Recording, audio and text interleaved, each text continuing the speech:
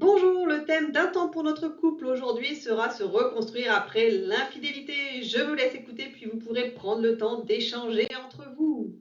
La relation extra-conjugale, si déstabilisante soit-elle, ne signe pas nécessairement l'arrêt de mort du couple. Cette crise porte potentiellement la promesse d'un retour l'un vers l'autre, voire d'un renouveau de la relation en la menant à un niveau qu'elle n'avait pas atteint jusque-là. Après l'infidélité, il y a certes le danger d'une rupture définitive, mais il existe aussi une opportunité de progrès pour les deux partenaires. Une issue favorable est tout sauf le fruit du hasard. Elle relève d'une décision commune et de l'engagement sincère dans un travail de fond. Elle implique aussi de poser de nouvelles bases dans le fonctionnement du couple afin de ne pas créer les mêmes conditions que celles qui ont engendré l'infidélité. Il va ainsi falloir du temps, 1 à 2 ans, de l'énergie et beaucoup de patience pour rétablir la confiance et accéder au pardon. Ce ne sera évidemment pas un processus linéaire, plutôt un pas en avant, 2 pas en arrière. Il s'opposera à de multiples résistances et sera truffé de doutes et de décourageants allers et retours. La séparation donc n'est pas une fatalité, ce n'est pas nécessairement la meilleure solution à l'épreuve qui s'abat sur vous. Vous avez pour allier votre histoire commune et tout ce que vous avez construit jusqu'à maintenant.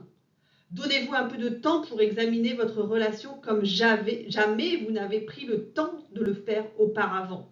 Oui, donnez-vous cette chance. Et même si aujourd'hui cette probabilité vous semble bien faible, ouvrez-vous le plus sincèrement possible à la chance de retrouver un jour dans l'étreinte d'un amour encore plus fort. Un amour d'autant plus profond et précieux que vous l'aurez choisi une seconde fois en connaissance de cause. Un temps d'incertitude. Le tsunami est passé et on a survécu. Néanmoins, rien n'est joué. Tout est extrêmement fragile et peut basculer d'un côté ou l'autre. Le moindre faux pas peut annuler les efforts de plusieurs mois. La situation reste longuement précaire et incertaine. Le fait de décider de rester ensemble et d'œuvrer à reconstruire la relation ne signifie pas que tout redevient facile en un instant. Il va falloir des années pour nettoyer les dégâts de ce tsunami et pendant ce temps, apprendre à vivre parmi les décombres. Les obstacles à la reconstruction. Il est indispensable d'explorer les résistances qui s'opposent à la reconstruction. Il y a l'ambivalence, c'est le fait d'éprouver pour quelqu'un à la fois des sentiments positifs et des sentiments négatifs. On ne sait plus ce qu'on veut, partir, rester, aimer tout en haïssant, haïr tout en aimant. L'ambivalence est véritablement épuisante au quotidien. Du côté de la personne infidèle, le souhait de préserver le lien, cela sera toujours une source d'inquiétude et de doute pour la personne trompée. Cela n'est pas favorable à une reconstruction sereine. La difficulté à ouvrir son cœur à son conjoint, le silence ou les évitements de toute question de la part de la personne infidèle peuvent fragiliser le processus de reconstruction. Toujours du côté de la personne infidèle, il y a également l'impatience, qui est l'expression d'une déception à ne pas être rapidement pardonnée, surtout lorsque la révélation de la relation extra-conjugale a été volontaire et spontanée. C'est un piège redoutable qui peut miner tous les efforts. Il est important de comprendre que le temps des deux partenaires n'est pas le même. L'un a pris la décision, il a renoncé à l'autre personne et veut reconstruire au plus vite, alors que la personne trompée doit d'abord digérer ce traumatisme de l'infidélité.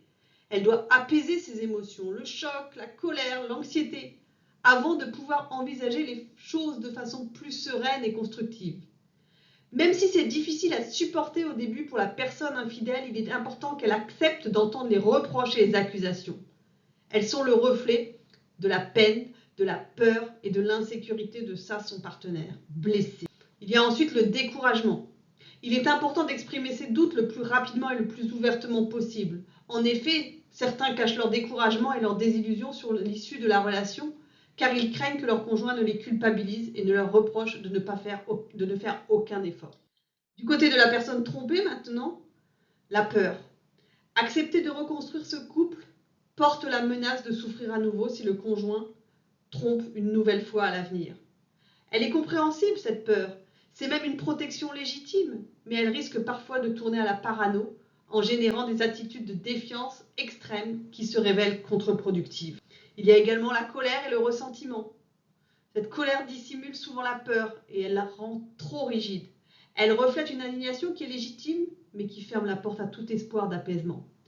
Elle peut se muer en un désir de vengeance. Si elle veut donner une chance à son couple, la personne trompée doit se donner des limites dans l'expression de sa colère et comprendre qu'être blessé ne l'autorise pas à tous les excès.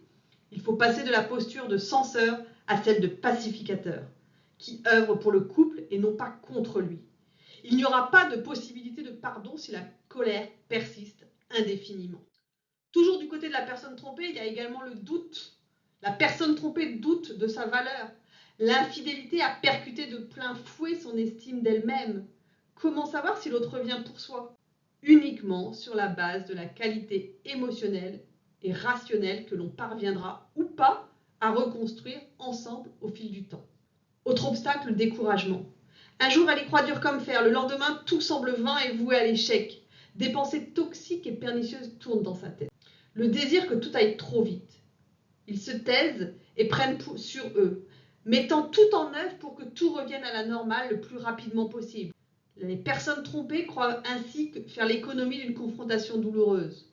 Mais sans s'en rendre compte, ils font obstacle à la restauration d'une authentique intimité. En définitive, aucun travail de fond sur le couple n'est véritablement entrepris. C'est une illusion.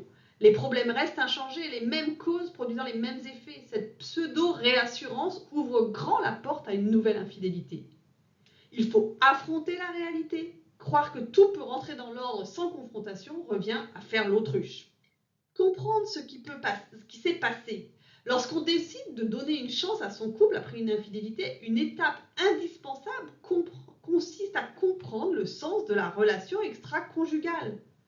Comprenez bien l'objectif.